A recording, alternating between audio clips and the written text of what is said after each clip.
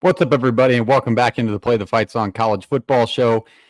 Start the Power 4 episodes with a little bit of a branding issue. Look at him. He's in shambles up there, dude. Black screened. I mean, it's only episode 56, so welcome in.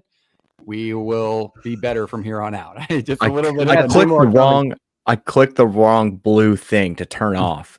I just checked LinkedIn and I saw that Play the Fight Song Pod was throwing out an application for a new producer. To be fair, I don't want to be the producer. It's just how it fell on me. So if we could get a guy to run it in the background, we wouldn't have to worry about it. That'd be sweet. We need a guy. JT's getting the call up. If you I don't know. Watch. You need to run his mouth. He doesn't want to. He wants to run his mouth. He doesn't want to be a producer.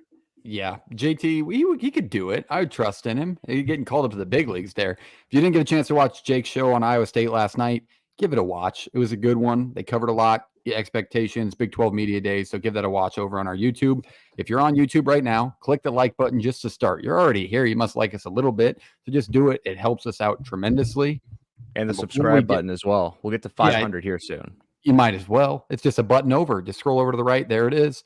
We're going to get to 500 before the season starts, but it's obviously a very big day because we are covering a Power 4 conference and we have a ton of new teams to cover, including 3 new faces within the conference. Cal, Stanford, SMU joined the ACC this year. We will cover them all. Some of them shorter than others just due to time constraints, but we will give you the most info possible. Before we start, we're going to go right into it. But before we start, we want to remind everybody out there to shop No Rivals, shopnorivals.com. Check for your team. If it's not there, there's a request a team button. Let the team over at No Rivals know what team you're looking for so they can get those updated and you can get some cool gear. Good news is, if you're a Georgia fan and you're in here, the dogs drop next week. So get on there, get ready to see some Georgia caps. App State just dropped, Tulsa just dropped. Use the code PTFS at checkout and you will get free shipping. We cover it for you. So don't worry about the price of the hat and then plus $8. We cover it. So with that said, the boys are all here. Let's briefly talk to them before we start team-by-team previews. Reese, tough week, but you're here and ready to talk ball. You ready to go? Yeah, we've had an interesting week up here in New York, to say the least. But I found my new hobby. If you follow me on Instagram and you just happen to see like any, I don't know, WNBA post or just any sort of cheesy post for the NFL, NCAA, I commented on one today with Shedeur Sanders. It's like Shedeur Sanders hasn't been alive since Colorado won a conference title. That's crazy. I love throwing sarcastic comments and kind of starting fights on Instagram. So if you follow me, make sure you're looking for those somewhere. It's how much do you get a response? Like, what's your response percentage? Well, my best one. I sent a screenshot to JP, but I did a fight, my first college football fight ever on social media. I'm not even an Iowa or Iowa State fan, but I'm sorry, Parks, but I went to a fight with a Nebraska guy, and I'm pretty sure I slam dunked on his ass. But that one got a lot of engagement. And then there was a Yankee one where it's like some guy booted a ball and they're like, the Yankees are done for. I'm like, you guys are 54 and 35. Will you please shut up? And like that one has a lot of engagement too. So it's fun. You got to go in there and talk to some people. I like it. He's a troll. He's a troll. That is troll. Fan bases that, I mean, it's a good time if you've never done it before. JP, how are we doing tonight? We ready to talk a little ACC football? I'm doing good. I was going to wear my SMU shirt since I was covered on here, but I figured let's stay a little more neutral here. I was going to give that all a spin around, but pumped to do the ACC. I think it's our first run at a conference of this size. So we're going to try something new. I'm pumped to see how that goes. Yeah, it should be clean, at least in our mind when we planned it out. It sounds like a clean idea, and we will do that towards the end of the episode. You should have definitely worn the SMU shirt. Jake, if you have a shirt for a conference, you got to wear it during the preview, right? Yeah, I got a couple options, I guess. I just didn't wear either one of them. I didn't wear my Syracuse stuff. I got an Arizona State shirt. So, yeah, we really dropped the ball there. Yeah, we did. I don't know if I have any ACC stuff. I'm trying to think. I have a Clemson. No Ramblin' Rex? I feel like I Louisville polo. I also sent you a Pitt shirt. I don't know if it's too big. Yeah, I still have that Pitt shirt. I have Notre Dame, if you want to count Notre Dame. Yeah, we did cover Notre Dame in here. Yeah, so I feel like we can't. But all right, let's get into it. We've already 7 minutes deep, and we have 17 teams to take you through. Let's lead it off with team-by-team previews. This will be our normal format that we use for the group of 5 to start. And we're going to lead it off with the most important one in most people's mind, and that is Florida State. Jake is taking us through the Seminoles, who are picked to win the ACC again in 2024, looking to retain that title. Jake, tell us about this team this year. Yeah, I'm excited to take you guys through this team. Probably, a future Big 12 team. I'm just kidding. I'm kidding. I'm a Big 12 guy. I have to poke the bear a little bit. I've seen both conferences everywhere. I've seen Big 12. I've seen Big 10 today. The Florida State does not want to be in the same conversation as Big 12. Florida State fans do not. But we're not here to talk about that. We're here to talk about what's going to happen in 2024 with the Seminoles. New change of scenery for quarterback DJ Uiagalelei. Comes back to the ACC. Everybody's pretty familiar with him at this point. He's one of those quarterbacks who's been around the block for quite some time now. I'm excited for him. I'm excited for the Seminoles team. I'm not sure if it's as talented as the undefeated team last year, but that might just be because of some unfamiliarity and some inexperience so far. But I think maybe as the season progresses along, we'll see some strides with Mike Norvell. It's kind of going to be the same story with Mike Norvell every year. He's going to bring in a lot of transfers. Hopefully he's going to find a lot of guys who can plug and play right away. I think he did in this transfer portal class. And we're going to just see how they stride out because they got an interesting start to the schedule. Along with DJU, you got Keziah Holmes. He's going to take the running back spot. Had about 600 yards last year. So a familiar spot. He was like their second, third back. He's going to be a guy that Seminole fans are familiar with. And I think he's ready to take the jump as the number one guy. The offensive line, I think, is something that they can rely on. I think it's going to be a spot that DJU can rely on. The tackles, the center, all are back. That's going to be huge for them. And then they filled the guard spots with a couple of transfers who have experience. So I think that's a good production piece. I think this is an offensive line that's going to stride out big in the ACC this year. Who's going to replace Keon Coleman? I'm looking at Malik Benson, the transfer. Can he take that jump as this big playmaker for DJU? I think they're going to need it, but it's also going to start with the run game because it's just, it was like with Damian Martinez last year for DJU at Oregon State. He's better when you can run the football. So they're going to rely on Holmes, and then Benson's got to make some big plays. The defense is a spot where I think this is going to be a pretty solid group. It brings in, it's almost like Alabama U. I think they brought in 3 or 4 guys from Alabama after Saban retired. And another piece is defensive end Marvin Jones Jr. This is one of the more underrated transfer gets in the entire class. I think he's going to be really, really good at the defensive end. I think he's going to not skip a beat when he goes from the SEC to ACC play.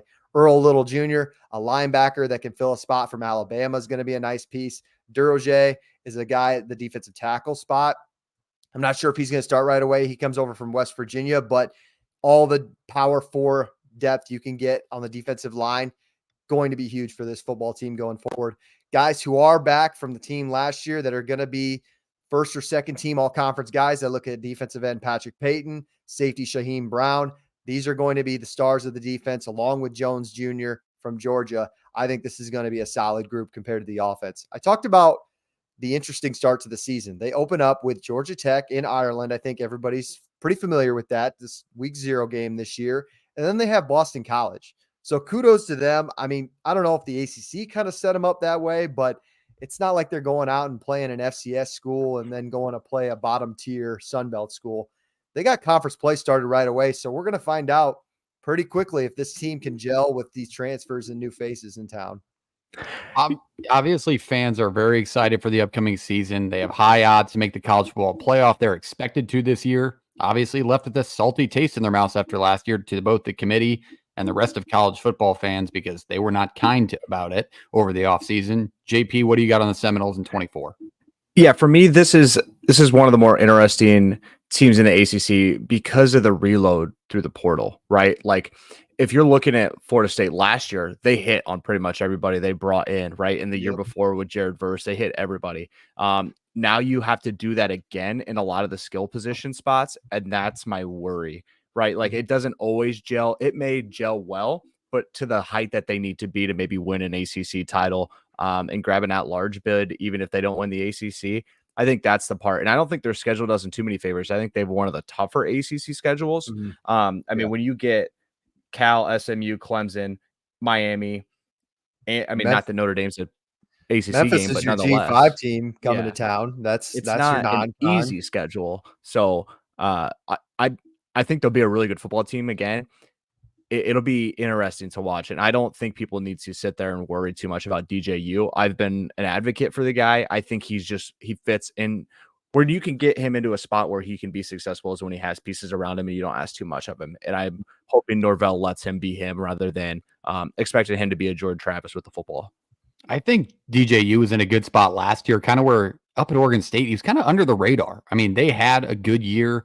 They were in the spotlight for some games due to their ranking, but like he wasn't the talk of the town like you are at Clemson in the ACC. And they will match up at some point, so that'll be a fun storyline to follow. But all right, there is Florida State in 2024. Let's move down the list. We are going to JP. JP is going to take us through one of the new members, and that is the SMU Mustangs. JP, tell us about this team in 2024. Yeah, got a chance to visit down in Dallas in the SMU campus and everything they're kind of doing around campus and some remodeling to the stadium down there to get ready for this ACC jump. It's proven tough to make the jump to a Power 4 conference, as we've seen from pretty much everybody in the Big 12. When teams made a jump to the Big 10, it was been a little bit outside of Nebraska's first couple of years. Rutgers struggled, Maryland struggled, teams struggled jumping in the Power 4 level, and that's from a Power 4 conference. So it'll be interesting to see how they handle things. It's tough to beat the quarterback room for them. I think this is one of the better quarterback rooms in the ACC. I think it's one of probably the better skill position groups in the ACC as well. You have Preston Stone. If he can get healthy, I think he's kind of slowly working his way back in. He broke his leg late last in the year. Kevin Jennings came in, won that American Conference title, and played in the bowl game for them. If you remember, that bowl game is pretty ugly. They played Boston College. Actually ended up losing that one in a tight one. The offensive line. Now, if you could have found the money, not that SMU doesn't have the money, if they could have found a way to keep these kids from transferring to Missouri and Oklahoma, it would be all world, like one of the best in the group or in the Power 4 in general.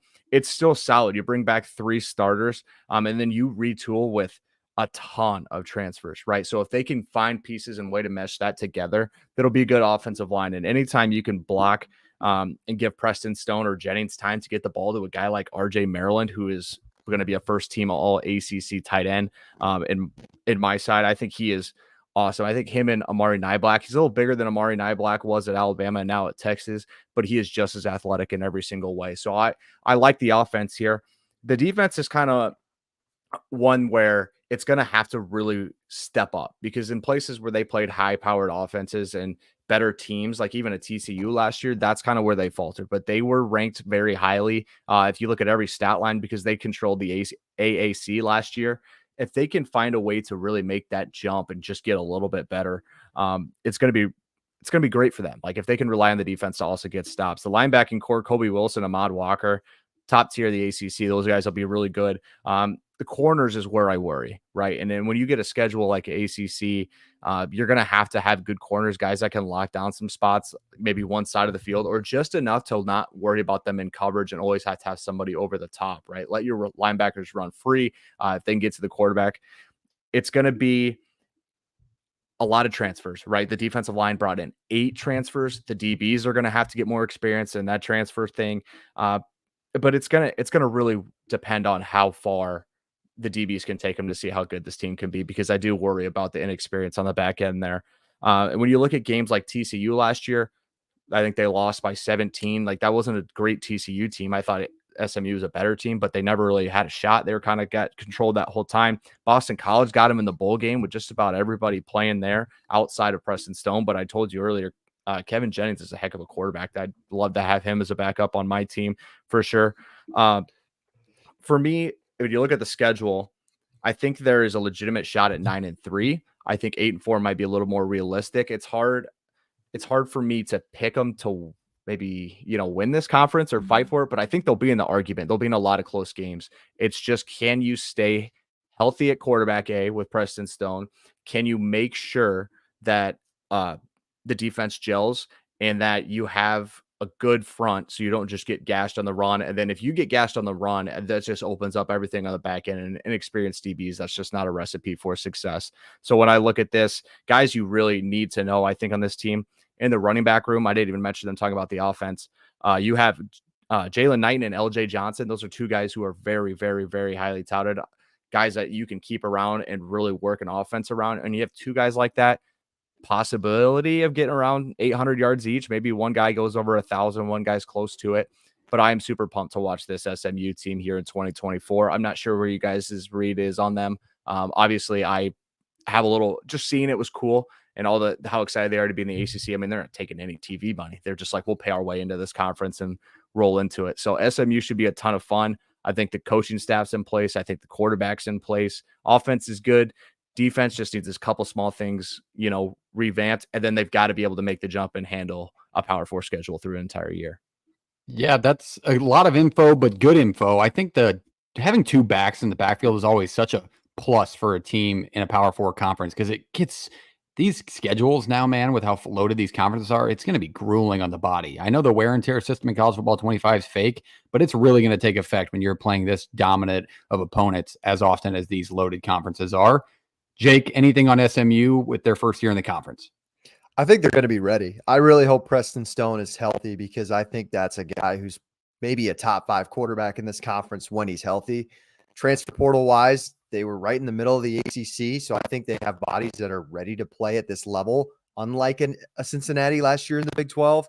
And I was glancing at their schedule while you guys were talking. I mean, there's some tough spots. You get Florida State at Louisville to open up the year, but you have to go to at Stanford. You get Pitt at home. You get a rematch with Boston College at home, at Virginia, and Cal at home. It's not like they're playing Miami and NC State and a bunch of others. So they miss Clemson, Clemson, Miami, NC State, and Virginia Tech. They get Florida State at home.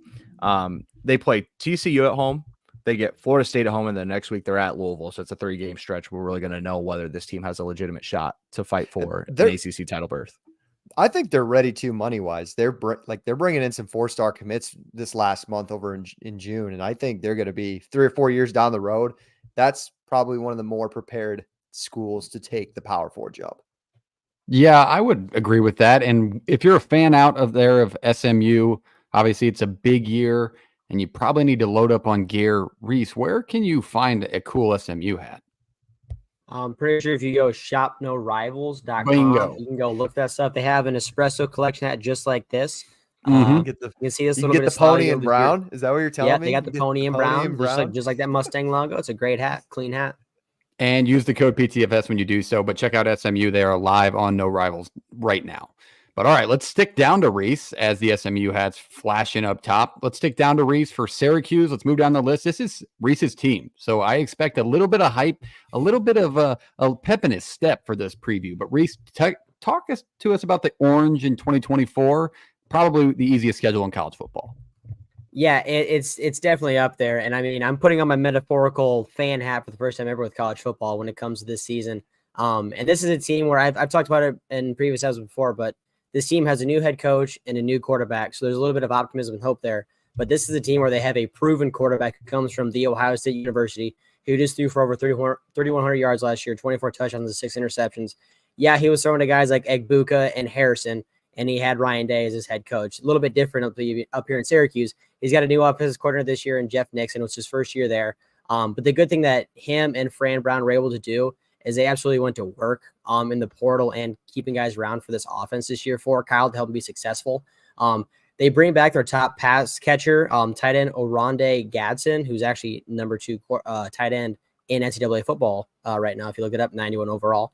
They brought in a third teamer from Colorado State by the name of Justice Ross Simmons, and they brought in 2 transfers from Georgia that came with Fran by the name of Zeed Hayes and Jackson Meeks. So you're getting 2 SEC talents to be your wideouts at a school where they really haven't had that kind of hype around wide receivers for a while. And the big thing, too, is this program is slated to or projected to score over 30 points a game, which for this offense is not what they're used to. And they haven't had a quarterback throw for over 3,000 yards since 2012. So I think Kyle's going to fit into this offense and this scheme, whatever Nick's and Frank can figure it out. I think they're going to be just fine.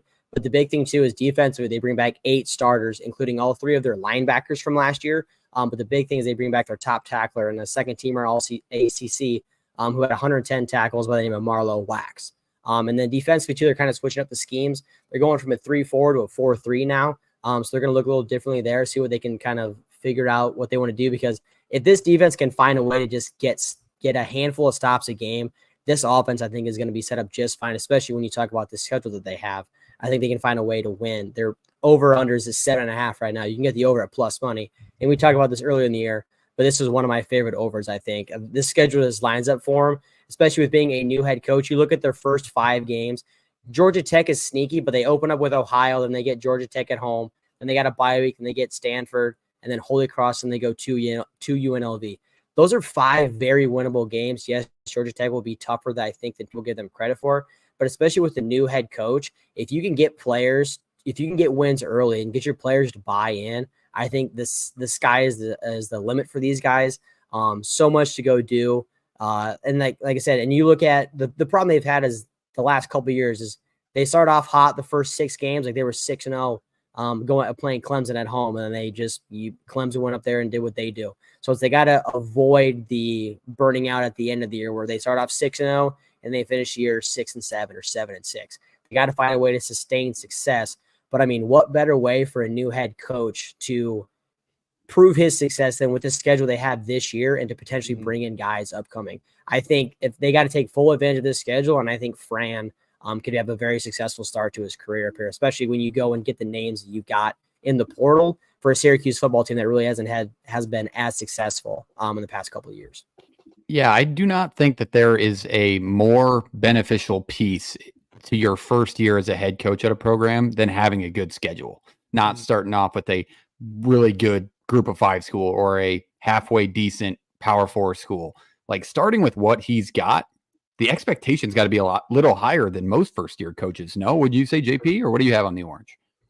Yeah, it's 100% that way. My worry is if he has a really good year this year, and then they get a bad schedule next. If you're not building it correctly or given the proper amount of time, it might kind of turn that seat a little hotter than it needs to be for unnecessary reasons. Just what we've seen in college football. I hope Syracuse gives him the time to build. The offensive line for me is just keep McCord upright and keep him in the game, right? Like just keep him upright, keep him in the game. That'll go a long ways in helping them really grow as an offense. Yeah, that would be very important. Anything, Jake, on Syracuse this year? I think just mentioning like the defensive transition to the 4-2-5 or the 4-3, getting Fadil Diggs from Texas A&M is going to be massive for them to help Fran Brown get pressure on the quarterback. So yeah, I thought he did a really nice job in the portal, and 4 home games to start the year against Ohio, Georgia Tech, Stanford, and Holy Cross that's an opportunity. That is definitely an opportunity.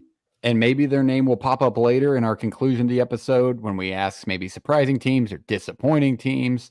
Who knows? But all right, there's Syracuse in 2024. I'm going to keep it moving down the line. I'm going to talk to you a little bit about Clemson. Clemson is obviously a very highly touted program and has been the talk of the town during the offseason because they have a head coach that really doesn't use the portal. He says that their players in the portal just simply are not good enough to play for his program, which seems okay when you think of Dabo Swinney as a whole. But when you look at their season in 2023, where granted they still won 9 games, but you went 4-4 in the ACC. Really, as a Clemson fan, you probably feel like you had a down year. I don't know. I feel like maybe you want some action in the transfer portal. There's probably some players that you can replace, especially when you have a Heisman candidate going into the 23 season, Cade Klubnik, who I don't want to say shits the bed because he was fine. 19 touchdowns, 9 interceptions. You return him back this year. I think he's going to benefit from not being in the national spotlight, having that Heisman hanging over his head. Like, he's still a very good player, but I think the star of the show, that's kind of a newer face, Shipley, goes out. They bring in Phil Maffa. I think Phil Maffa could be a really good back in this league. He had a good season last year. He almost put up 1,000 yards. He had 8 or 9 touchdowns. He's going to make a big impact on this offense. Speaking of the offenses in a whole, you return 8 starters in your second-year offensive coordinator under Garrett Riley, who was really expected to blow up last year. I think they thought this team was going to be more of a spread them out, highly touted offense that puts up a bunch of points, and they really just weren't that. They're the 50th offense nationally in yards per game, and that's not on standard for Garrett Riley. He really is a guy that puts up points. In his time at TCU, they were that offense. So I think letting him open it up this year is going to be very important. You return, like I said, Phil Maffa, who is going to be the main key in this offense. You return 4 of 5 on the offensive line. So that's why I think that those two meshing well together will be super important, because you have a very young wide receiver room. You have Antonio Williams, who's a sophomore, and Bryant Waisco, who's a freshman. Klubnik's got to really rely on these guys to make some plays and take the pressure off Maffa, and that's really the only way I see Clemson having more sustainable success throughout the year on offense. On defense, you lose a ton. You bring back 2 guys that you retain that could have gone to the draft that were pretty good. You bring back Barrett Carter at 67 tackles and 3.5 sacks last year, and then you bring back R.J. Mickens, who's a good player. He had 50 tackles, but you lose literally everybody else and a majority to the NFL. That's expected when you had a top 10 defense nationally and you had a top 20 passing defense, but they really got to make some replacements in the secondary. They didn't do well in the transfer portal, as I already talked about, but the defense is pretty much what Clemson has run their, I can say, dynasty comfortably, I think, on. I think defense is very important for this team to find success this year. The schedule is what scares me the most. Just to wrap all this up, I think the schedule is the most terrifying part for this team. You open up with Georgia at a neutral site. They want to say neutral site. It's in Atlanta. So it's going to be a Georgia home game. ETN won't play the first half, but then you host App State. That's nothing to blink at. You get Florida State on the road. So I really don't know. Like these big games that Clemson feel like they fell in last year to Duke to open the year, then that kind of teeters their season one way. They're going to be very important. You open up with Georgia, you got to probably chalk that up as a loss, no? So building off of that, maybe getting a good App State team at home, then you move on from there. But I really just, there's a little bit of question marks, and I think the main key for everything is Klubnik's consistency. He struggled with his consistency last year. It was more of a roller coaster, and if they can figure that out, they'll beat Clemson. All right, Jake, anything on the Tigers in 2024? Yeah, it's the freshman for me. Like TJ Moore, the 5-star wide receiver, Bryant Wesco, another freshman coming in. Can those two, that's been like the handicap for this Clemson offense recently, is the receiving position. They need some playmakers. Can those guys be DeAndre Hopkins, like Sammy Watkins? Like they're looking at these guys like the next up and comers. They've been waiting for a really talented receiver to go in Clemson. Again, and then on defensively, you get Sammy Brown to go with Barrett Carter. Can he go under Barrett Carter's wing? Another 5-star linebacker for them. That defense is going to be really young, but I trust the defense under Dabo all the time, whether it's Brett Venables being defensive coordinator, whoever it is. I trust Dabo and who he's got in that spot in that defense, but got to see the receivers and what they can turn out to be. Yeah, and they have a young D line too. They, like I said, they lost 9 of the 11 starters, but I think Peter Woods and TJ Parker can maybe fill that void. Reese, you talk about Clemson quite a bit. You were a big Klubnik guy late last year or early in the year last year. What do you think on them in 2024? Yeah, this was a team that I picked to go to the college football playoff. What a great pick out of me last year.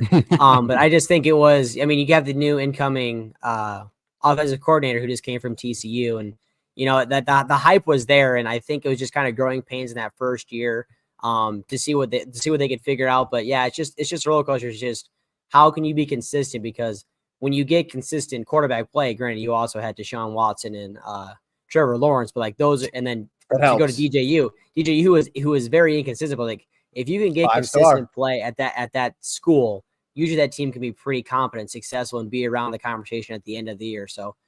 It goes to show quarterback's the most important position, I think, in all of sports. And if this guy can somewhat be just competent with this offense, I think they can be just fine this year. I should mention before we move to the next team, Clemson is also available on No Rivals. The 2 ACC teams, Clemson is the second one. I flipped hats. If you saw, right as we talked after SMU, I was like, wait a second, I have one of those. They have this version in Clemson as well. So check them out, shopnorivals.com. Use the code PTFS. Shout out No Rivals. We appreciate you. But all right, there is Clemson. Let's move back up the list. We're going to go back to Jake, and Jake is going to talk to us about probably one of the more exciting teams for this year. I feel like they win a few offseason national championships this year for good reason, but tell us about the Miami Hurricanes in 2024. Yeah, is it exciting or is it interesting? That's really the key word when I look at Miami, because the offseason, I think, never disappoints, especially under Mario Cristobal. You know, he's always going to recruit at a high level, whether it be the high school ranks or the transfer portal. We're going to talk about both. But I am bullish on this football team. I'm really excited to see what they can do. But it's kind of a put up or shut up year for Cristobal. I really think that. And last year, there was 2 teams in the country that ranked both top 40 in offense and defense. One was Miami and one was Texas A&M. The one thing those 2 had in common, being in the top 40, is that they didn't win 8 games. There was only 2 teams that didn't do that. So statistically, very productive. But Tyler Van Dyke is also a problem with a lot of turnover issues on offense, and that's got to clean up. Who better to bring in right now than Cam Ward? Not the highest rated transfer portal yet, but one of the more, big names, and probably one of the bigger paid transfer portal gets in this conference. So I'm really excited to see what Cam Ward can do. Is this finally the quarterback in Miami that can take them over the hump? We'll have to wait and see. It's just, he starts off so fast. We always love to talk about Cam Ward in September, little October. Then we'll see what happens in November this year. The skill positions are absolutely loaded. I'm fascinated with this offense. Yeah, running back Damian Martinez, who comes over from Oregon State, the Pac-12 Freshman of the Year a couple of years ago, was really, really good. You have wide receiver Xavier Restrepo. Everybody knows that name. It seems like he's been around the block for a little bit. That's a steady guy that Cam Ward can rely on. And then they bring in wide receiver Sam Brown. He was a 4-star transfer from Houston. He was probably their number 1 option, but definitely a number 2, a guy who had over 600 yards last year. He's going to be good for them, and they needed to get him because Colby Young, a good receiver for them, goes to Georgia. So they kind of replace a guy who they needed to fill in that spot. Offensive line might be the best in the ACC. Francis Mauanoa was a freshman All-American last year. He's going to be a first-round draft pick, maybe even a top 10 draft pick when he's finally eligible. He's going to anchor that offensive line, so learn the name now if you haven't already. His brother, Francisco Mauanoa, a stud on defense. Let's go to the defensive side of the ball. Ruben Bain Jr., those are 2 names with Mauanoa and Ruben Bain Jr. that are going to get after the quarterback this year, which is going to help the secondary because the secondary is pretty new with some faces. Again, they kind of went to the portal to plug and play some guys in the secondary. I would rather rely on familiarity at the defensive line than I would with the secondary, because if there's one thing I know with Ruben Bain Jr. and the rest of that defensive line in Miami, it's going to get after the quarterback. So you could probably have me at corner out there. They're going to still help me out, and they're going to rush that quarterback to get the ball off. So I feel good with where this defense is at, and I could list the names on and on that offense. It's really star-studded. Like I said, we've always seen talented Mario Cristobal teams. Can this finally be the year? I think it's no better time than now in a 12-team playoff. This is your time to go get it. You don't have to win the conference, but we got to get, I would say 10 wins probably gets you in. So I would like to see it. I'm not a Miami hater. I should be, probably based on my team's history with Miami, but I think they're so exciting. I think I used the right verbiage to start good this. For college football. I think it's good. Yeah, They're very good. good point.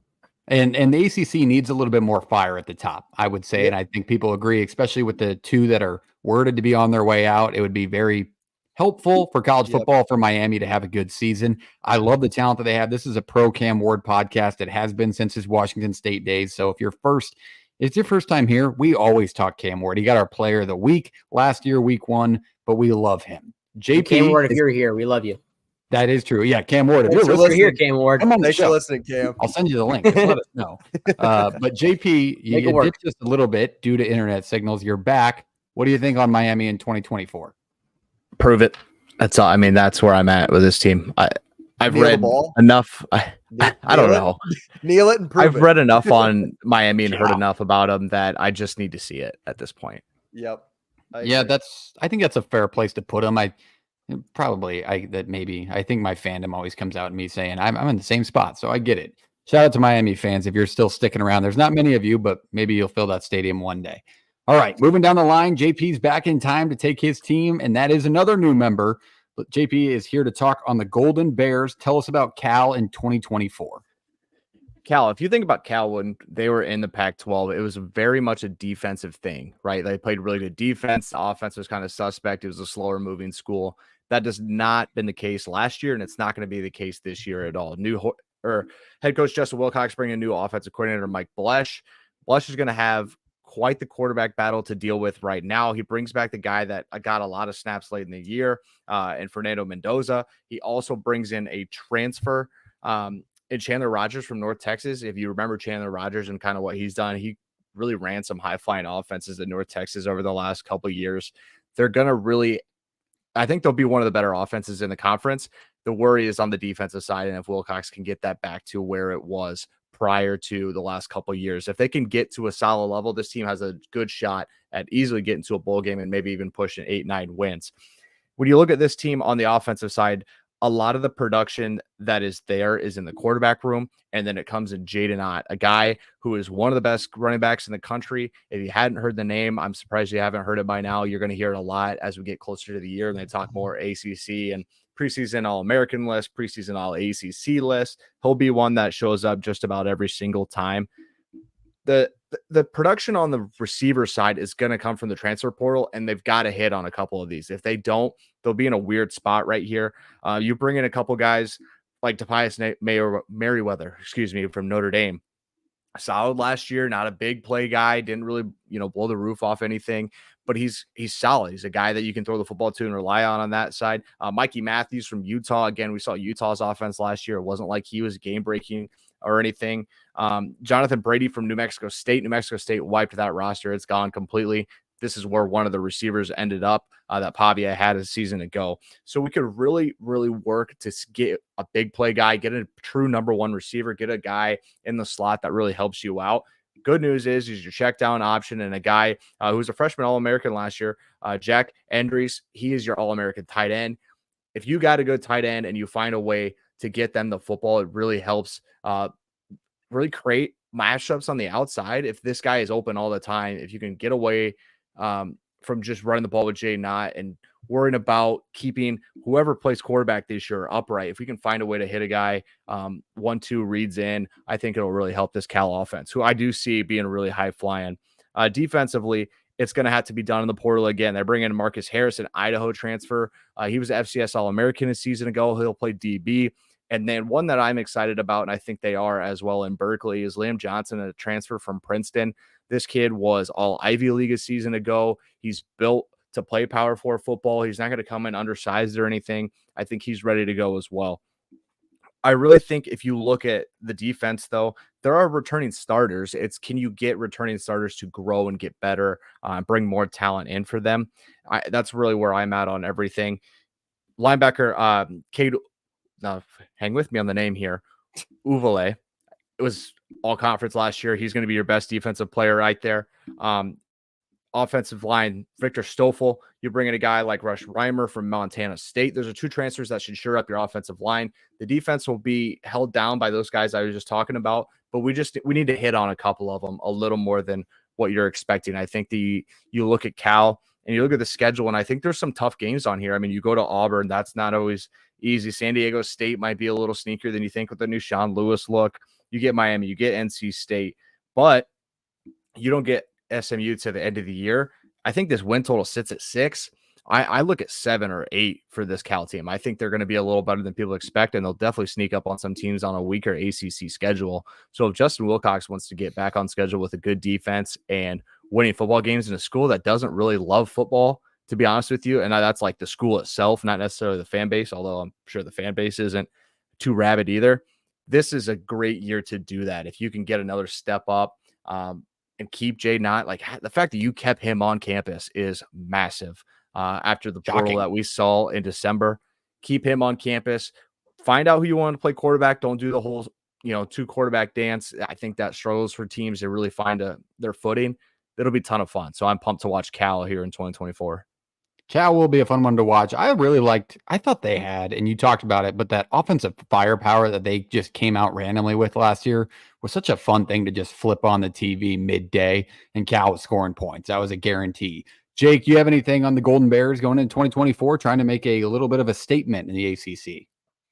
Yeah, as a de facto Notre Dame fan, I think I want to see Tobias Merriweather take that next step because I think inconsistency was his problem last year. He made enough plays. He could have been a number one option for them, but he just couldn't put it together, and he got kind of pushed out by that Chris Mitchell who transferred in from FIU and some others. So, I think I agree with JP. Stick with a quarterback. I was a little confused with bringing in Rodgers when you have Mendoza, but with Blush, they have him and Rodgers have that connection from North Texas.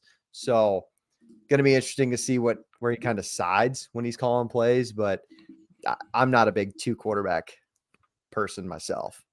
Fair enough. Yeah, I think I was just quickly on the quarterback room from reading kind of what they have on their team websites and kind of some of their shows. I think the Mendoza thing is we want him to grow a little more, and then Rodgers is more of a like he'll get us over the hill. Yeah. Like let's hit He's the bridge, a 3,000 go. yard passer Because the kid is talented. Like Mendoza's talented, but maybe he needs a little more time in the oven to really grow into something they're hoping for. So. All right, there's Cal in 2024. Moving down the line, we're going back to Reese. Reese, tell us about North Carolina. This is a team with some question marks around them, but tell us a little bit in depth about the Tar Heels in 24. Yeah, well, you're going to Chapel Hill, and I think the big thing with this team, out goes your Heisman candidate Drake May, and in comes your new quarterback Max Johnson. He's got 22 starts between his 2 years at LSU and A&M. And what better way to help out a brand new quarterback with your system than bringing back your top running back from last year? They bring back Omarion Hampton, who is the number 22 overall player right now in NCAA football, 93 overall. He led the ACC in rushing last year with over 1,500 yards and had 6 straight games of over 100 yards rushing. So what better way to help out a quarterback in a potential passing game than bringing back one of your top running backs in the country? And then Mac Brown also has a lot of faith in his wide receiver room. They were able to bring back Nate McCollum and J.J. Jones, as well as their top tight end, Bryson Nesbitt, who was a Mackey finalist last year. So he's got a lot of weapons around him to be successful with this offense. And then defensively, they have a new defensive coordinator finally. The big thing I think with him is what is he going to be able to do with that defensive line, who has just underperformed the last couple of years. And not to mention this defense has given up over 400 yards per game the last 2 seasons as well. And last year they gave up 260 yards a game through the air and a 62% completion percentage. They did bring in 2 defensive back transfers to kind of help out with that, a little bit more experience. But in the linebacker group, they're a little more inexperienced as they lose their top 2 guys from last year. So a lot of question marks surrounding that defense, as is kind of on par with this team for the last couple of years. But when you dive into their schedule, their non-conference, it's winnable, but it's also pretty interesting because they open up at Minnesota, and then week 4 they get James Madison, who is not the James Madison of Kurt Signetti that we knew from last year, but it's still going to be a challenging game, I think, for this team going in. And then week 2 you get Charlotte, week 3 you get NC Central, so it doesn't really matter. But then when it comes to the conference schedule, you get Florida State on the road for week 10, and you end the year with NC State at home. And then everybody else they get in the conference is kind of middle of the pack. So I think that's really going to – I think that offense is going to be there because I trust Mac Brown, and I trust all the weapons that are around Max Johnson. And he did have some success at A&M last year. But it's going to be, what is that defense going to be able to do to try to keep them relevant and into these games, especially with the new defensive coordinator, with all the question marks they have. Amari Campbell is the linebacker they had a big spring camp. They said they have a lot of faith in him to step in and kind of fill in those shoes from those linebackers who left. But I think that defense is kind of the biggest question mark because they do have a favorable schedule, I want to say, for this team. Like I said, number 6 on overall strength of schedule for the FBS. So I think that's what they got to worry about this year. Yeah, sometimes when I hear North Carolina, are you guys, this is just a kind of not off topic, but a little bit lighter of a question. Are you guys still shocked that Mac Brown's still coaching? I feel like if you're going to go out, maybe with your Heisman contending quarterback is a good way to go out. He's got a 1 or 2 more is my gut. Yeah, that's probably a fair timeline to put on him. But Jake, what do you think about this squad? Do you think they can make the replacement? Do you think Max Johnson can step into those shoes? You can rely on the offense. Apparently, he just wants to bring in former head coaches to be his defensive coordinators. Jeff Collins comes in. If I'm Collins, like start with the defensive line. Defensive line's got to be a game changer for them. Mm-hmm. Otherwise, they're just going to, get in these shootouts and lose dumb games like they always kind of do when they're 6-0 and then they lose to Georgia Tech at home or whatever it is. North Carolina always seems to find themselves in one of those spots. That is a fair way to estimate the Tar Heels to go about their season. JP, what do you think? I think you got a little bit of fandom in there for North Carolina. You own some gear, but what do you think on their season? He's a North Carolina basketball fan. I am not. I'm just I was one of those kids who thought he was a North Carolina fan. That's all of us when we were younger. This team seems, I don't know. I don't not to like be blank and frank about everything. Like mid, like they're middle of the pack. I don't see them. That's how they are. I don't over under 7.5. They won't be too bad. They won't be too good. They'll just be right in the middle of the ACC, an average football team this year. Max Johnson, I think, is interesting. I think he's a better quarterback than people give him credit for. So I am excited to see if he can really. I thought you were about to say I that thought he you were was about to better say than Drake May. Yeah, I thought so I thought too. you I were about to- just snapped my Good head call. over for Good a call, second. Jordan. Go back and watch Drake May make that team good last year. It's ridiculous what he did for them. He was absolutely elite. But all right, there's North Carolina in 2024. I'm going to move it down the line, and I get to talk about one of my, I definitely would say de facto teams, a team that I made one of my bold predictions on last year in Georgia Tech. They get bowl eligible just like I thought they would. They're in their second year under head coach Brent Key, who I think is a better coach than given credit for. He's 11-10 over his 2 years, 1+ because he took over as an interim coach, and they had a few ranked wins under his belt. You might need to put an asterisk next to their win against Miami last year. We just talked about it earlier after we broke down Cristobal's awful decision to not kneel the ball. But they went 7-6 overall. I think the most important piece for Georgia Tech fans is you just want to keep seeing this development as you're rebuilding with only a second-year head coach. And a big piece of that's going to be returning Haynes King. Haynes King was 95% of your offense last year, but you also had a really good ground game. I don't think people give Jamal Haynes enough credit. He rushed for 1,000 yards. I think this offense overall was absolute firepower, especially within the games that they won. You returned both your leading receivers in Malik Rutherford and Eric Singleton Jr. So you have all the pieces back, but you return 8 of 11 on the offensive side of the ball, including another school that brings back 4 of 5 offensive linemen. So you have to have high expectations, at least on the offensive side of the ball for this year. I think the schedule is a little scary when you think about their offense because every FBS team on their schedule qualified for a bowl or more last year. So you don't have the easiest path to have another successful season or get to a bowl. I kind of expect them to because they did it last year and they retained so much on offense, but their defense struggled at times last year, man. Let's look at what they did. They averaged 221 yards per a game. They gave them up on the ground. They gave up 220 yards a game. What do? You bring in a new defensive coordinator and he brings in 3 new assistants to try and revamp things in Santucci. And I think that they can do so. They didn't bring in a ton of, I don't want to say jump off the page transfers, but they got a few pieces here and there. They did return their leading tackler in Kyle Efford. And I think that may be the piece that gets them bowl eligible. But this is another team that I feel like we can classify within that North Carolina JP, I'll quote you, mid-range. I just don't think that they're going to have they don't have enough development yet to get to that point where they're competing at the top once again. But you end last season competing with a Georgia team in a rivalry game, so you have to feel good about things. Haynes King, we mentioned him, but let me put it in perspective for you. He threw for over 2,800 yards. He ran for over 800 yards, and he was accounted for in some way, shape, or form 37 total touchdowns last year. So you got to feel like the offense is going to be there, and the question mark just lies on that defense.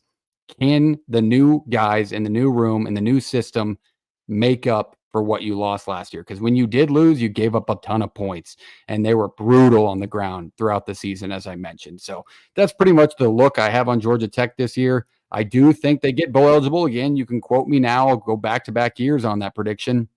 But it's a school that I do look to make gigantic steps forward here in the future. I really think Brent Key's the guy, and he can get it done at his alma mater.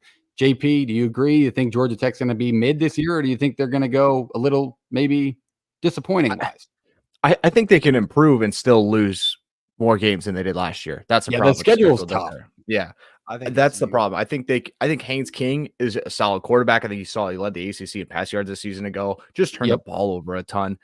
He's going to be a gunslinger. Let him be a gunslinger. If you want to have this offense that's high flying, let him be who he is.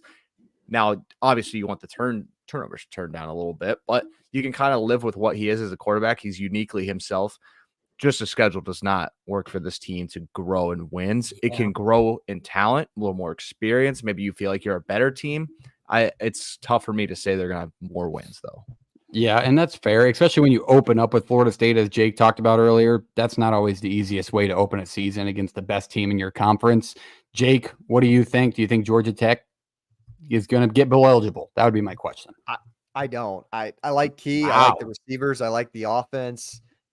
Defense ranked 120th in total defense last year. I think it was the worst in Power 5 against the run, like you mentioned, Parks.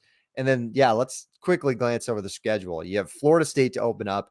I mean, you don't get any easy Syracuse week 2. Don't forget conference that. games at home. Yeah, you're Add going that in at there. Syracuse, at Louisville, at North Carolina, at Virginia Tech. Like, you can't get any of those guys at home. And then when you are at home, you get Notre Dame, you get Miami, NC State, you travel to Georgia. It's like they get Georgia State, VMI, and Duke. I mean, those are probably 3 wins you should have. And then the rest, it's like, whoa, you're going to be favored. Should, but all those teams, VMI, no, but like Georgia State and Duke, both teams that played in bowl games last year. Duke's probably a little bit less, in my opinion. I think Georgia State could. No, they could win that game. They got a coaching change, and they're gonna be rough this year, I think. But I think they were good at running the ball, though, and that's all you got to do. Battle for Atlanta last year, anyway. But it also is a tough scene. Reese, I'll go to you on this, but it's a tough scene when you draw the rivalry bid of playing Georgia. That's not easy it's not either. fun, Like, at least you're not Oregon State. Like, you get the number 1 team in the country. So that absolutely. Like Kirby Smart. Yeah, nobody wants to do that right now, including me. But all right, there is Georgia Tech. Let's go back up to the top. Jake is going to take us through Louisville. Jake, tell us about the Cards in 2024. Can Jeff Brom's squad put another ACC title run together? I think I've come around on Brom. I think these teams will always be fun. Will they be legitimate? Will they be at the top of the conference? It's kind of a wait and see for me. I think they'll be in the top half, but I don't know if they're on the same talent level as your Clemsons, your Florida State, and maybe your Miami, to be honest with you. With Jeff Brom, you know that you're going to have a high-flying offense, and now that the transfer portal exists, you know you're going to have a ton of transfers in and out every single year. 31 new transfers. Multiple transfers came in the winter cycle and then left in the spring window, including Penny Boone, Tyler Barron. Those were guys who were 4-star transfers who went in. So that makes me question, like, what's kind of going on there? How do you kind of lose those top 100 recruits? Are you not paying enough? You got them in the first place. It's just like, it's a little confusing on how you can't retain through the spring practice. So it makes me think what's going on there. Another transfer that comes in, quarterback. You're going to know this name. He's been around for 7 years, and he did say that this is his last year. Tyler Shuck comes in from Texas Tech, the former Oregon quarterback as well. I think he's a good replaceable guy. They had Plummer last year, correct? Is that who replaced them? He was good under Brom, again, reuniting. I think Shuck will be productive again as long as he can stay healthy. Colin Lacey comes in from South Alabama, where he had 1,300 yards last year. He replaces Jamari Thrash, who was that Georgia State transfer who came in last year and thrived under Brom's offense. I like that. That's a good, I don't know if it's an upgrade, but it's definitely a plug and play. You're going to keep that same production. That was a good pickup. Ja'Cory Brooks, a 4-star transfer from Alabama, comes in at receiver. And then you get Chris Bell back, who was your second leading receiver last year. So, like I said, you got a familiar quarterback. I think you got some good receivers. Louisville's going to be fun to watch. They're going to throw it around. It's going to be good. It's going to be exciting.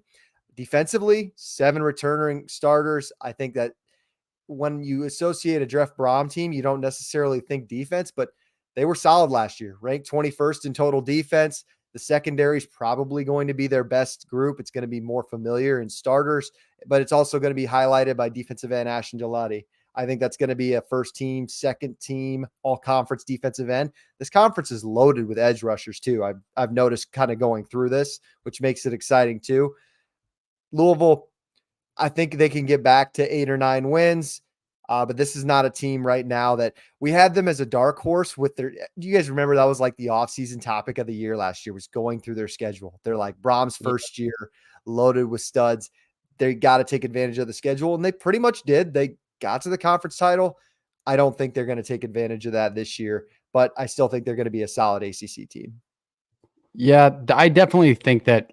I just think Jeff Brom is one of those guys that always gets the most out of the group he's got. Kind of like a Pat Fitzgerald, where they're gonna compete no matter whether or not they have names that jump off the page, but they do have a few names like that. And it's a revolving door. It's a Dion level revolving door at Louisville. They did it in both windows. So that was absolutely shocking. JP, what do you think about the Cards?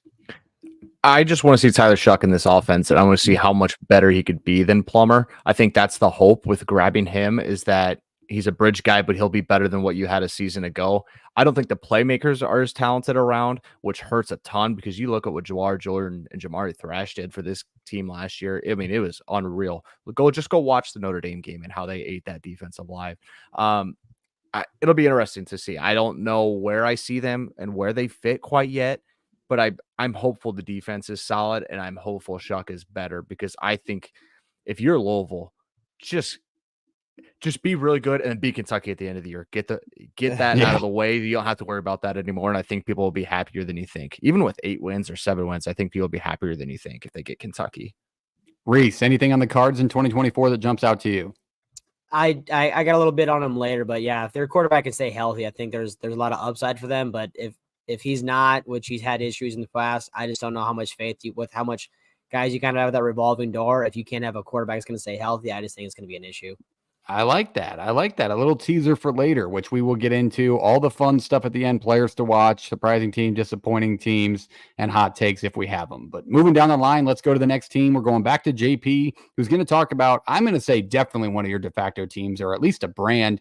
Tell us about NC State in 2024 and what we can expect from the Wolfpack. Hey, always great to cover Dave Doran, the former Drake Bulldog. So a little Des Moines connection there, I think. You talk about Jeff Brom always getting the most out of his teams. Dave Doran's done an unreal job at NC State and finds his way, like sneaking onto top head coaches list, maybe around like the 18 to 25 range usually.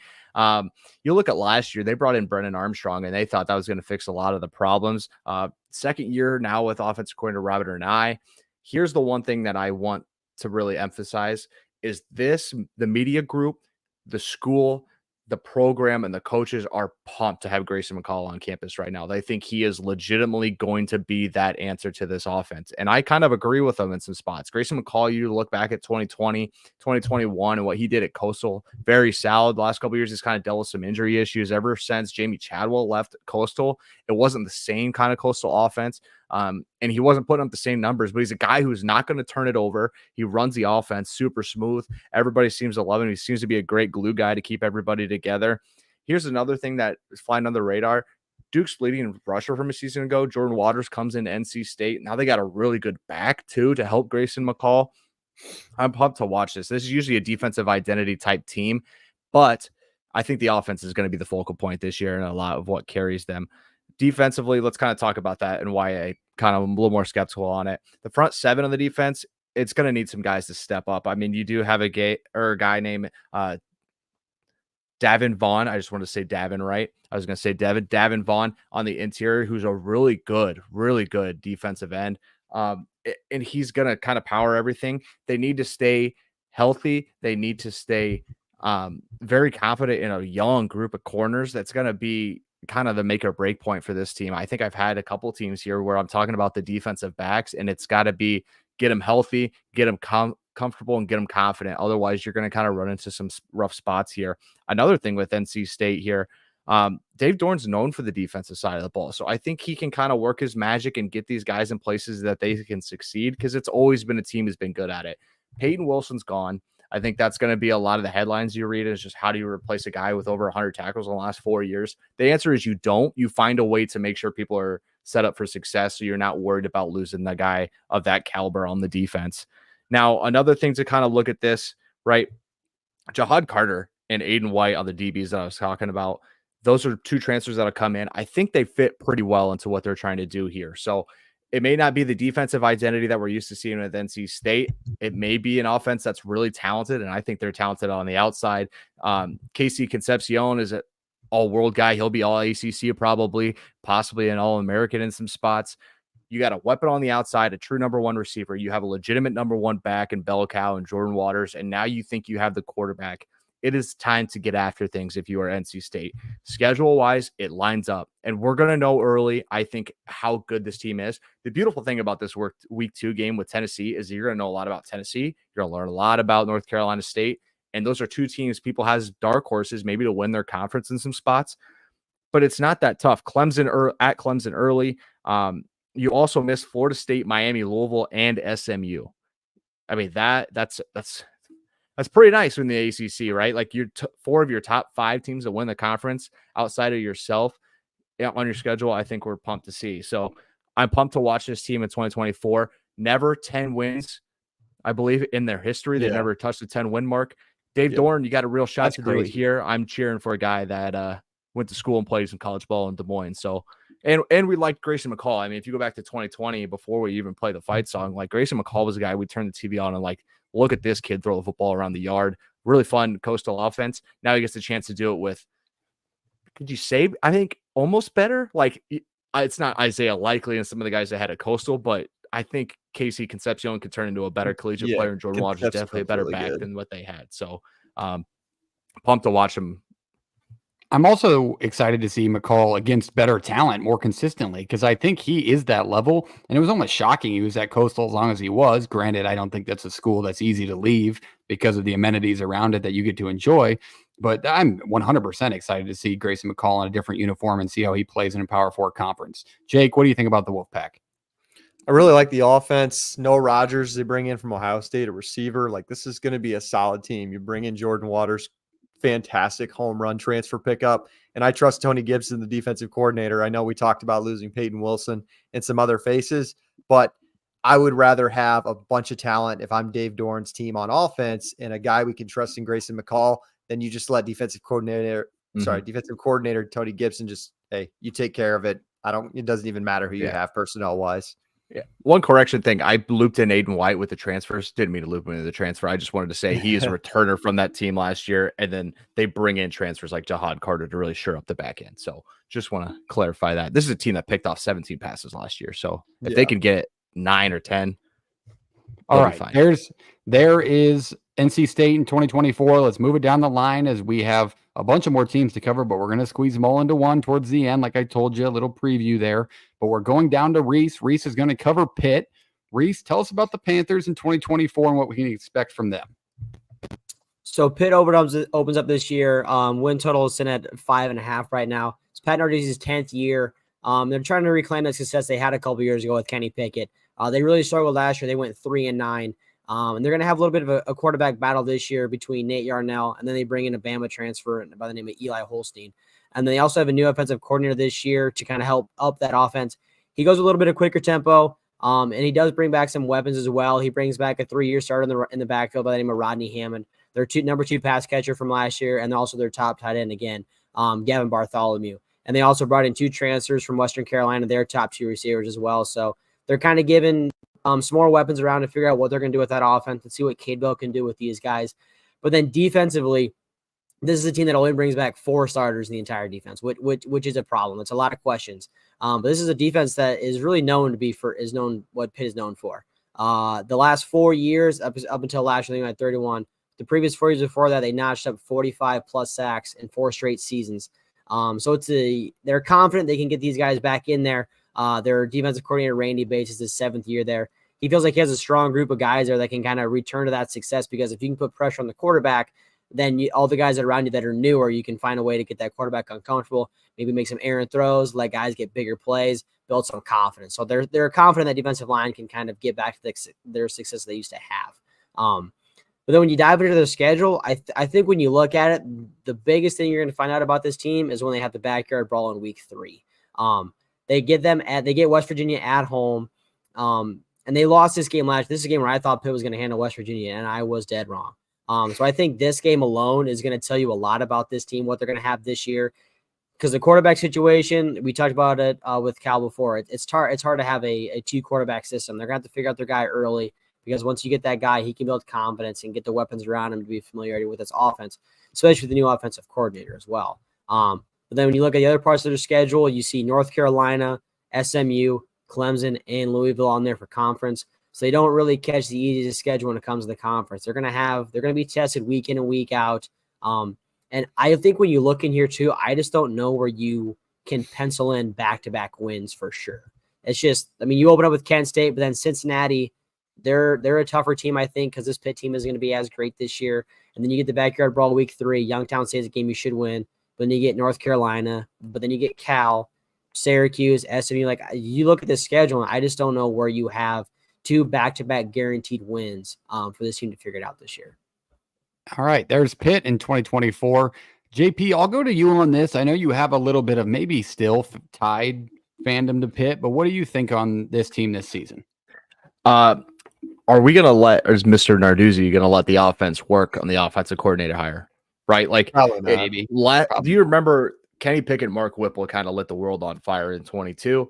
Whipple leaves, you bring in a new coordinator, and they go back to just ground and pound, run the football. Does not work out. The quarterback transfer doesn't hit. You don't play great offense. Like, it kind of blows up. And then he brings in a hire kind of back towards the Whipple style, a little more fast paced, a little more fun. You got to let him work, man. Otherwise, you're just going to work against each other and nothing's going to fly there. So if they work together, I think this team has a chance of going bowling. If not, man, I mean, like Reese said, I love the point. Can't pencil in back-to-back wins anywhere. I think they're going to have to fight for a lot of them. Yeah, they had some shocking wins last year too. Jake, what do you think on Pitt in 2024? Can they avoid the back? Can they get 2 wins in a row off that schedule? What do you think? Not with this offense at this point. I mean, last year, look at this. They scored 6 against West Virginia, 7 against Notre Dame, 7 against Florida State, 13 against Syracuse. Syracuse did not have an all-world defense by any means. And Duke, they scored 19. Granted, that was a Mike Elko defense, but there's just a lot of games you're not scoring points. Reese made a good point about we're going to find out a lot about this team in the West Virginia game. I'd argue we're going to find out the week before because Cincinnati's not a very good Big 12 team by any stretch. No. And they got to travel on the road. This was a team who beat them at home last year, and they were favored in that football game. Now they're going to be the underdogs. Can they figure it out early, and can they score some points? All right, that's Pitt football in 2024. Moving down the line, I am the last individual preview left, and I'm going to talk about Va-Tech. I think the college football world can all agree that college football is more fun when Va-Tech is good. Thursday nights at home with Enter Sandman before you play Notre Dame. We need that back in the world. And I think that these fans, from what I've seen on different social media platforms, think that this team can compete deeper than most believe this year. I think they're higher than people would probably make them out to be because of how down they've been. But they bring back some talent, man. They're one of the leading teams in the country in bringing back production from last year. They bring back 17 to 22 starters, including Kyron Drones, who was a Baylor transfer that stepped in last year played 11 games, and he was really good, man. I mean, they had both sides of the ball working at one point. Drones, let me be very clear. This is one of the cooler school records I've ever heard of. Threw 151 straight passes without a turnover. And in Virginia Tech times now, that was unheard of. It's not really something that they did, especially when they were struggling like they have been the last few years. So they're excited to get him back. You bring back a decent running back, but you bring back a lot of talent on the outside. You bring back Ali Jennings off of knee injury, who missed last year. He'll replace Stephen Gosnell, who will still make an impact on this team because Stephen Gosnell and Daquan Felton, they combined for over 1,500 yards last year. So they still had a good wide receiving core, and they just add to it with Ali Jennings coming back off that knee injury. The offense is there. They returned 9 out of 11 starters in general, and that includes on the offensive line. So they're going to score some points. They were averaging 43 points per game last year over their last 4 to end the season. So they expect to carry that over to 2024, and I think they can do so. Looking at the defense, you return 8 starters here. I don't want to say it's an secretly good defense because they're a top 20 national defense, and it's the first time they've been there since 2015. So I don't think people are really, I think you can call them a sleeper, but it wouldn't shock me if Virginia Tech was into the mix at the end of the year in this conference. Not at all, especially with the fandom that they have, the following, the atmosphere they can create, and the games they get at home. They can make some noise within this conference and nationally. They really can. You bring in a bunch of transfers on the defensive line, which I think is important because when they did struggle, they struggled getting teams down on the ground. Aeneas Peebles from Duke. They bring in Kamari Copeland, who's an Iowa Western transfer from just down the road from us. And then they bring in Kevin Gilliam Jr., the defensive tackle from OU. Those 3 guys can make up a lot of help on the defensive line, which you needed. And I really think Virginia Tech can be successful on both sides of the ball, make some noise. But when you look at their schedule, they miss Florida State, so that's a plus, but they do go play at Miami, and I think not enough people will give it enough credit, but hosting Rutgers, there's a little bit of rumblings around the Big 12 world about Rutgers being a pretty good team this year. So I don't know if you can mark that down as a tough game. But I think Virginia Tech has an opportunity here to get back into the national spotlight and make some noise in the ACC. JP, what do you think? Yeah, I think this is one of the better secondaries in the country, and definitely in the ACC. So if you can find a way, looking at your schedule, if you can slow down Miami, if you can slow down a Clemson through the year, make them one-dimensional, I think you really help yourself out. The schedule is definitely a reason why they're high on a lot of people's boards as a dark horse in the ACC. I was going to put some perspective on the Jennings piece, because you said he missed a time last year with a knee injury, but at Old Dominion, he was almost a 2,000-yard receiver in his 2 years there. So the talent is there. Can he recover from the injury? We'll have to wait and see. I'm not sold on this team being a dark horse in this league, though. It's a favorable schedule, yes, but I mean, you bring back a ton of production, but it's almost to prove it. I have to see it with this production and with these starters coming back, because last year they lost to Purdue, Rutgers, and Marshall on a 3-game losing streak. They lost to Louisville. They lost to NC State. They lost to Florida State. I mean, they beat Pitt. They beat Boston College. At Boston College might have been their best win. They beat Wake Forest at home. They beat Syracuse, who was struggling at the time. They beat Old Dominion the first game of the year. They won the games they were supposed to, which is great. I'm just glad that Virginia Tech is kind of back in the bowling picture once again. But for this team to be legitimate for me and for it to be a dark horse, you've got to beat Clemson at home next year. Maybe you beat at Miami earlier in the year. You got to win some of these games where I want to see it against the real talent, basically. I feel like, if you look at the way their schedule went and the way their season went, you can kind of see the strides better that way, because you start off They definitely 1-3. got better. I mean, and then you start absolutely blasting the scoreboard. So I think carrying that over is kind of where that Virginia Tech hype lies within their fans. Reese, anything on the Hokies in 2024? I got a little preview about them later, but I think Shaver has a lot of good points about like the schedule and things, and so on and so forth. But I do have a lot of faith in their quarterback they have this year. I think that's a guy who's going to be able to potentially upgrade this team, I think, going forward. All right, there's Virginia Tech. The last thing we have left to do is our new part. We are going to cover 5 teams in 5 minutes. I got a timer right here below me, and we are going to go through 5 different teams with the ones remaining, which they will. Yeah, pardon the interruption style. I will give you a general idea of where we're at, but with this many teams in a conference, it's hard to spend equal time on amounts without keeping you here for 2 hours. So what order are we going in? Because we're going to go from the ground up. I want to go last because I have 2 teams, so I'll just cover them back. Go first and last. I'll go first.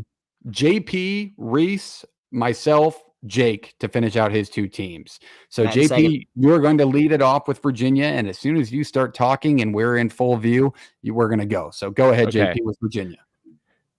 The Virginia Cavaliers in 2024 here. Tony Elliott, might have the best offense he's had. He has quarterback Tony Muskett as well as Anthony Calandria, both solid options right here. Muskett was a transfer in last year, a season ago.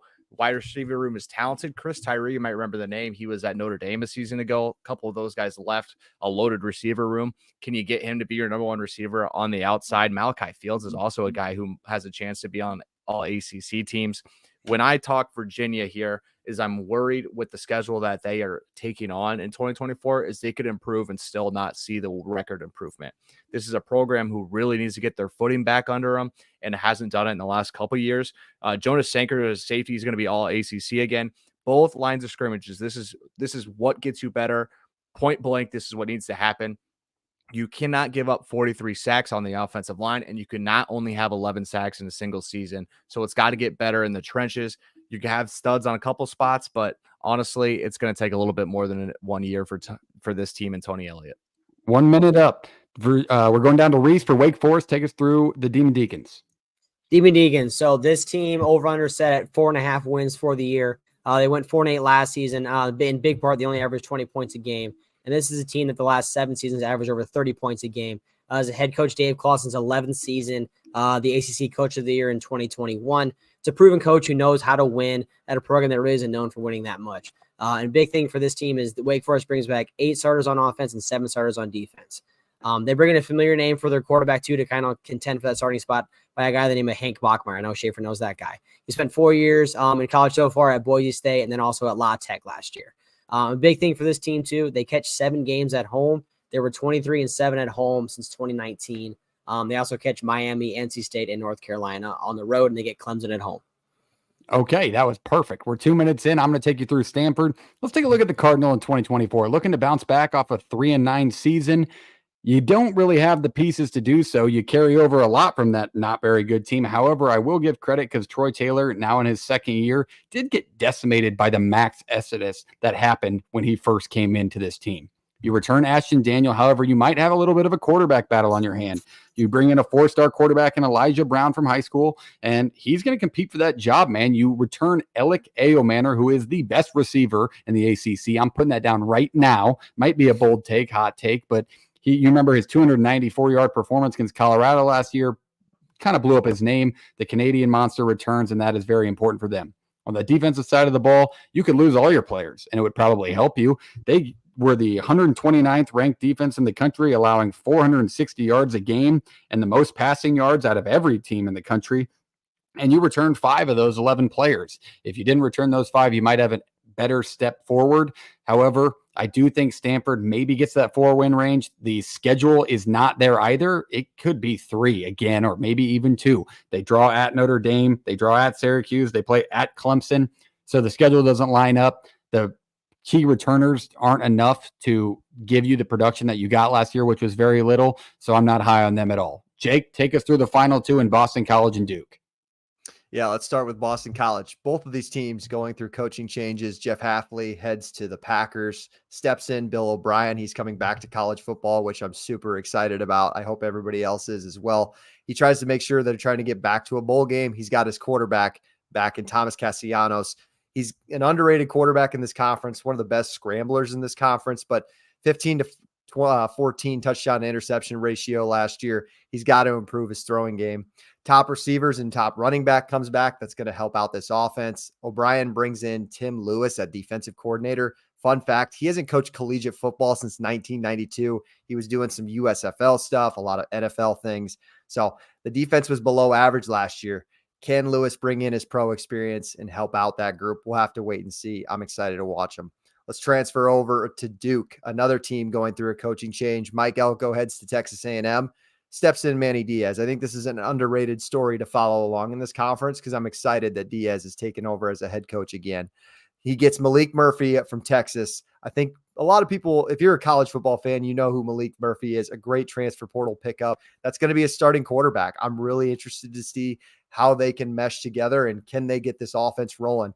He's a defensive-minded coach. Duke went out and hired another defensive-minded head coach like they did with Elko. Diaz was over at Penn State, so I'm sure it's going to be a similar style of football. The linebackers are the returning strength piece on this team, but you lose the entire defensive line. Some just transferred out, some to the NFL. That's a concern for me. It'll be a good start for Diaz, though. I think this is one of the easiest starts to a schedule that you can get. Elon at Northwestern, UConn at Middle Tennessee State, and then you get your rival North Carolina at home. So I think this is a coach that can get this team back to bowl eligibility. Okay, there it is. That was 5 minutes and 19 seconds. We just took you through 5 previews. It's pretty good. Only beating by 19 seconds. Maybe I went a little long-winded. First time out here, no big deal. But absolutely clean run for us. But there is the entire ACC team by team. The only thing we have left to do is tell you players to watch. The conference championship game, our sleepers, are maybe surprising teams, and then hot takes at the very end, and we got 10 minutes to do so. So let's leave it off with players to watch. I'll give you mine first just to get mine out of the way, but I graphicked him earlier in the week. JP talked about him, Jade not. 245 carries in 2023, 1,305 yards and 12 scores. He averaged 5.3 yards per carry, and this is the dude that you do not want to see in an opposing team's backfield. I can't believe Cal retained him, and he's definitely going to be a guy that you're going to see on Saturday mornings during College Game Day in featured players.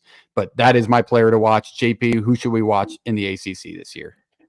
I'll do the defensive side of thing, and forgive me if I pronounce this wrong, but it's a tougher name. Kie Thompson, linebacker at Pitt. He's an Ohio transfer, had 94 tackles a season ago in the MAC. I think this is a guy that'll work great in an Narduzzi defense, so this will be one to definitely pay attention to. Good linebackers are a ton of fun to watch when they, they're sideline to sideline and get north and south on teams. Jake, who should we watch in the ACC this year? I got to pick the duo between Grayson McCall and Kevin Concepcion. Concepcion was an all-conference guy last year, and they didn't have a stable quarterback. Sorry, Brendan Armstrong, you just really weren't. I'm excited to see what Grayson McCall do at the Power 4 level. He's got a number one option right away. If they want to get to 10 wins, it starts with the offense with Dave Doran, and those two could be a household name in college football if they can get that milestone. Reese, tell us a player to watch. I'm also going defensive, but I'm staying a little more to my home roots up here in New York. So I'm going Fadil Diggs. This is a guy, 6'5", 260, the former four-star from Texas A&M. I went to the spring game. And this guy won the defensive spring MVP, whatever the award was for this team. So it's a guy who's not in Syracuse taking his time for granted. He's putting his head down and he's doing the work. And I'm not sure the last time Syracuse was able to recruit or get a guy, especially in the portal world that we're in right now, get a guy of this kind of a caliber who, look, we talked about their schedule before. This is a team that could potentially be 5-0, 6-0 to start the year. And if they are, this is going to be a guy that's going to be a common name for a lot of college football people, because I think he has the potential to be a game wrecker for this defense, especially with that high-powered offense we have. If you can get a guy that can put pressure on the quarterback on the other side of the field and just make them uncomfortable and help that defense get stops, I think this guy is going to be a very good name to know for college football this year. Reese, what was your analysis on Diggs? You got quick feet, aggressive hands. You got long swing. It was only in for about the first half, and they didn't let him go too crazy out there. But he was still in there doing a little bit of work. Limited talent. Like they're letting him rest. Ain't gonna hurt him in the spring game. They only let Kyle McCord in there for the first half too, and he was throwing some dots. He had guys wide open. Granted, he's throwing in Syracuse now, but whatever. All right, there's your players to watch. Let's move on to the conference championship game. JP, I'll let you lead it off. Who you got playing it and who you got winning it? Yeah, I went back and forth this a ton. I'd love to put SMU in this spot, but I think the Power 4 thing's a little too much for the jump. I think the ACC schedule helps them. I'm going to go Clemson, NC State here. I'm going to roll the dice with Dabo. I think this would be a good team. The defense reloads and resets. All guys have been in Clemson for a year or two that are going to start now. I'm very confident in them. I go NC State based on the ACC schedule that they were given, as well as, again, I believe in Dave Doran. I believe that defense will be better, and I think the offense will be one of the better in the conference. So Clemson versus NC State. I like that. And you got Clemson winning it? Is that what you said? Correct. Yeah, I have Clemson winning the ACC in 2024. I like that. Reese, who do you got in this conference championship game, and who do you have winning it? Kind of similar to JP. I got NC State in there, but I got them playing against Miami. I like all the points JP makes about this NC State team, that improving defense and that offense and that schedule they have. But I'm going to take Miami in this one. I know it's put up or shut up for this Miami team, but I think it's time. Like, we are a Cam Ward podcast, and you gave him all the weapons around. If that defense can be just top 30, top 20 with the quarterback you have in Cam Ward and all those weapons you have on offense, I think this could be a very good Miami team, especially when you're getting this 12-team playoff system we have this year. I think they can really make a run for this thing.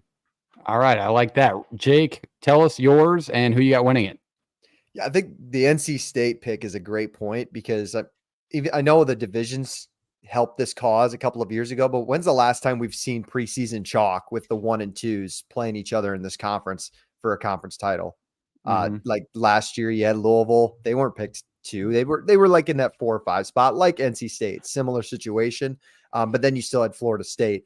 This time around, I'm going to go Clemson and Miami. I know it's 2 and 3, so it's not that unimaginary, but I just think with Clemson, I'm going to trust Dabo one more time. Just quote me on that. So when we circle back around next year, just let me know that I trusted Dabo one more time. I quoted him. I trusted him last year. Just a heads up. See how that played out for me. And then Miami, I almost think this team is too talented that Mario Cristobal can't screw it up. Maybe he will, but this team Georgia Tech was a pretty bad talented for me. Yeah, fair enough. I'm picking them. Give me Clemson then, if you got Clemson over Miami for my pick. I'll throw them in there. I don't want to blow you guys away here, but I'm going to put Florida State against Miami. I think that would be a fun one. I think we got every combination that would probably be out in the college football world. But Miami doesn't worry me very much, Jake, for your reasons. Plus, I was really worried about maybe Cam Ward getting too much attention, maybe getting a turnover bug. But when Damian Martinez gets added that late and you take pressure off him with an elite back like that, I really think that this Miami offense is too loaded to not make a run to this title game. And then could we get a Florida State Miami and an Ohio State Michigan conference championship weekend? What if we get a Texas Oklahoma SEC? That probably won't happen, but Hey, you never know. You never know. You never College know. football, Hey, it's just crazy a lie. We game. can talk about whatever we want. But then Florida State, I think DJ, you can step in there. I think they still have talent on the outside, and I think Mike Norvell, if he's as good as a coach as he made himself out to be last year, you'll find him in that championship game again. Look what he did with the roster that was depleted, and I think they'll find themselves in a similar spot and in the college football playoff because I have them winning this conference. So we have two Clemson, one Florida State, and then Reese, your pick was NC State. I have Miami over NC State. Okay, Miami winning it. So we got some different takes here. That'll be a fun graphic to make, but there's the conference championship game. Last piece. Anybody have any surprising teams this year? Mine was Tech. I talked about them, so I already told you why. But JP, who do you have as your surprising team? I just think Cal's going to scare more people than we realize. That's a team that's nobody's going to talk about, honestly, or give the time of day before their first year in the ACC. So I think they'll scare some people. I'll call them a surprise team. I think that's fair. What about you, Jake? is it surprising if Syracuse wins 8 or 9 games? I mean, we know about their schedule, but is that still a surprise? I'm saying they're my surprise team because Athlon has them picked 11th, but yeah, that's going to be because I think the casual college football fan probably has no idea what the situation at Syracuse is right now. And then you can say surprise because if they win 9 games, all of a sudden they're in that mix. Syracuse football team with 9 wins, you'd be like, oh, yeah, 9 wins. They'll crack the top 25, and you'll be like, how did Syracuse get there? Syracuse, yeah. I like that. Reese, do you have a surprising team or a disappointing team? We'll move it down the list as well. Well, disappointing. I'm gonna go with Louisville. I just think when you're relying on the portal as much as you are, I mean, we look at what happens in Colorado. And a team that really doesn't have that much of a foundation. I think Jeff Brown's a different coach compared to Deion Sanders. But I still think when you're going in the portal that much, I'm not sure how much of a camaraderie you're building or your morale for that team. So I think it's going to be different also because they took full advantage of that schedule they had last year, and they do not have that same schedule this year. So disappointing by their measures. I don't think they're going to be an 8 or 9 win team. I think they'll be middle of the pack. They'll still make a bowl game, but I think kind of with the expectations they have, I think it'll be disappointing. I feel like I can comfortably say Jake and JP, I can put Florida State as your disappointing teams, right? Because if you don't have them in the conference title game, I don't think their fan base would disagree that it was disappointing. No, I have Miami. You think Miami's the disappointing team? I think Miami, relative to everybody's expectations for a team that hasn't quite done it yet, I think 9 wins is disappointing to them. So I have them there because I don't have them winning 10 or 11 games. Okay. What about you, Jake? Just to be quick on that. Yeah, I mean, if Florida State wins 9 games, it's not going to be disappointing to me. I think they're going to be in the mix. I just don't know if they're going to get over the hump of being in the conference title. For me, my disappointing team is Georgia Tech. Like JP mentioned, they might get better. They might look better, but they have a brutal schedule, and I still think the defense is just really bad. So it's just a bad mix. It's okay because Brent Key's used to the haters. He's used to the doubters. So I have no problem with Ramberl and Rec rolling out 7 games again. But all right, that's the ACC. Any bold takes or hot takes to close us out quickly? I'm good. Yeah, like 10 seconds. No, I'm just. Oh, you're good. It's not going to kick us off. Yeah, no, we got 2 hours for time. We just we're trying to keep it rolling. But I thought we had some programming no limitations. No, I was going to say, unless we're about to find out in 10 seconds. So if so, thanks for joining us. Not a question or not a hot take, but I think an underrated storyline in college football this season is how does the Pac-12 transfer to all of their conferences? Because last year we saw, those American teams struggle in the Big 12. They're, basically bridging the gap, right? They're not taking a step up in competition. They're not necessarily taking a step down in competition.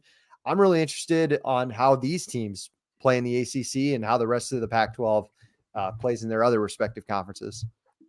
All right, there it is. That's the ACC conference in 2024. We took you through team-by-team previews, conference championship game, players to watch, all your need-to-know information. And we're going to do it again next week with the Big 12. So preview season is in full effect. We're counting down the days. This is the last time we'll talk to you before we play college football 25. Maybe that made you hype because it definitely did for me.